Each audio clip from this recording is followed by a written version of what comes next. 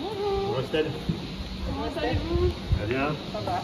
Comment ça se passe? Ça se passe bien, les vaches vont bien. Oui, il n'y a pas de problème en ce moment. Pas de soucis, pas de soucis. On peut aller faire un petit tour des animaux? Si on va faire un tour des animaux. Bonjour, donc on est ici avec la Cossée Neuve à Cholet. On est 3 associés.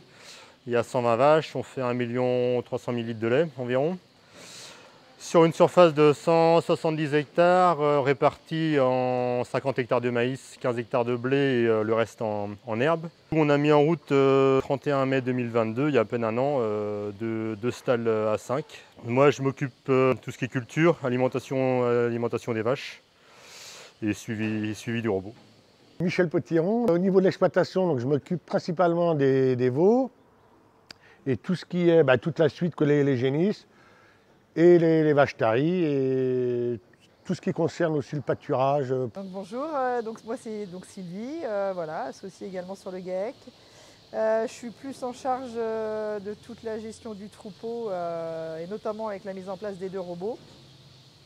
Et puis évidemment tout ce qui concerne la charge administrative, comptabilité, gestion, etc.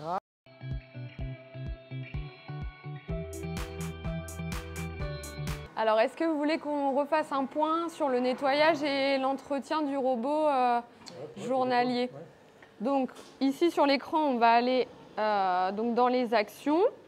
Actions aujourd'hui et on va faire le nettoyage du bras du robot. Donc, ici, on va pouvoir incliner les gobelets, mettre la position de service et on va pouvoir faire le tour du robot ensemble. L'objectif au niveau de l'entretien du robot, c'est de vérifier que les brosses sont propres et qu'il y a une présence par peroxyde.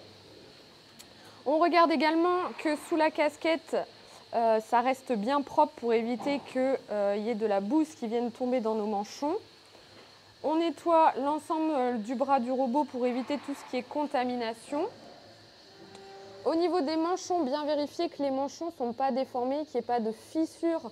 Donc on n'hésite pas à bien passer les doigts. Ensuite, on vient vérifier que dans les petits trous, il n'y ait pas de choses ou de résidus de paille qui vient obstruer le trou. Et on vérifie que ici tout est propre avec un chiffon microfibre et surtout, on passe bien dans les coins. À chaque fin de traite, il est important de vérifier que la buse de post-trempage fonctionne et que le produit est pulvérisé sur les extrémités des trayons. Au niveau de la partie du purat, donc on vérifie bien qu'il y a une présence de vapeur et que les gobelets viennent bien reposer sur leurs emplacements initiaux. On vérifie également les descentes d'aliments, si l'aliment descend bien dans l'auge.